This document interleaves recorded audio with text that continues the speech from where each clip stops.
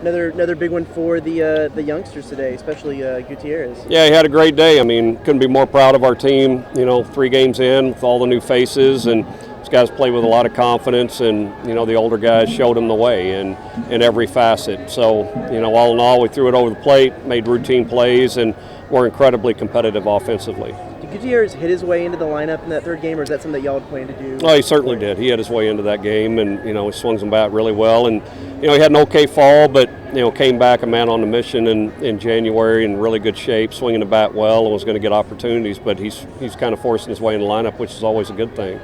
Important and good thing to get a lot of arms out there today. It was, and there's still a couple guys we didn't get out there, but thought all in all the guys did a nice job on the mound. And game 3. Game 2 today, we played with a little bit of pressure. They grabbed the lead from us, and Mitchell Kilcaney had a big punch out with a runner at third to keep it at 3-1. And offensively, we put together some good at bats. I think we scored 8 or 9 2-out runs.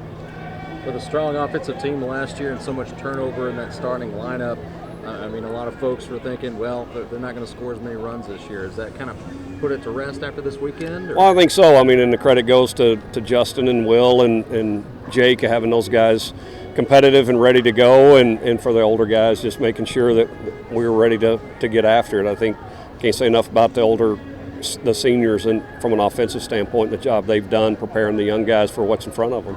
And I know it hadn't really been much of a situation where Corbin could come in, but how important was it to get him those 2 innings? Yeah, he did great, and I felt like, I cost him those runs, just maybe a little too fancy there. 3-2 slider, that's my fault, and the change up to the right-handed hitter is my fault too, that ended up creating those runs. But all in all, I thought he was really good. Kaysen Sherrod was great, and so was John Doxakis.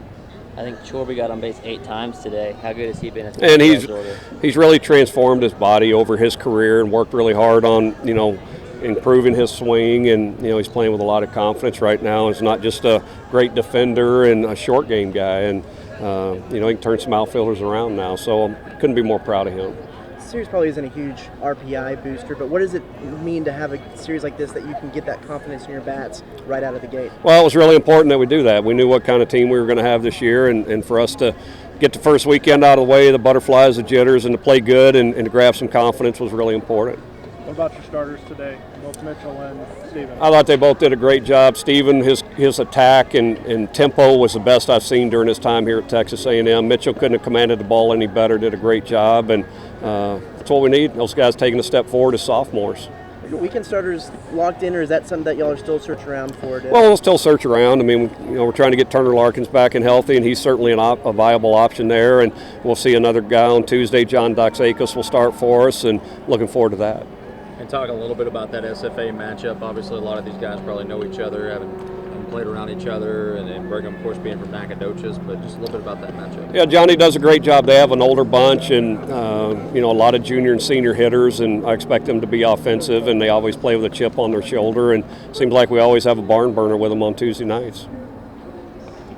First video replay, I believe here at Bluebell. Was that kind of a interesting experience to be a part of? Yeah, it was, and I'm so glad we have it. It takes kind of the volatility out of those plays that's played, and just able to go and review it and make the right call. I think all of us here, umpires included, want to make sure we get the call right. And I'm glad the rules instituted, and hopefully we continue to look at more expansion in the replays. In that 5th inning in the first game, I believe everybody who came to the plate crossed the plate in that inning. Have you seen something like that before? That was incredible. 9 just amazing at bats in that 1 inning, and there were a lot of potential, 2-strike at bats where we made some decisions on some borderline pitches and put balls in play with 2 strikes. Out of those 9, 7 of them were just incredibly competitive with 2 strikes.